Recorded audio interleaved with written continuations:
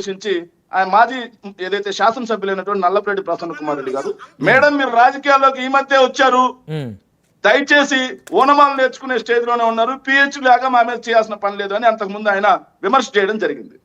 విమర్శ చేసిన తర్వాత ఆవిడ ఎక్కడికి వచ్చి ఆవిడ మాట్లాడిన మాట ఏంటి, వేమిరెడ్డి ప్రశాంత్ రెడ్డి గారు నల్లపరెడ్డి గారి ప్రసన్న కుమార్ రెడ్డి గారి వ్యక్తిత్వాన్ని హననం చేస్తే ఆయన వ్యక్తిత్వం కాదా, ఆయనది వ్యక్తిత్వం కాదా, ఆయనకి వ్యక్తిత్వం లేదా, ఆయన వ్యక్తిత్వాన్ని హననం చేయొచ్చా? మళ్ళీ నేను ఆయన ఒక మాట అన్నాడు, ఎక్కడా మాట్లాడలేదే అమ్మ, నువ్వు అక్కడ పిహెచ్డీ చేసావు, ఎక్కడ పిహెచ్డీ చేసావు, నేను పిహెచ్డీ చేయలేదు తల్లి అన్నాడు ఆయన. నేను పిహెచ్డీ చేయలేదు తల్లి అన్నాడు, దాంట్లో తప్పేంది? సరే నిన్న దాడి జరిగిందా, దాడిని సమర్థిస్తారా?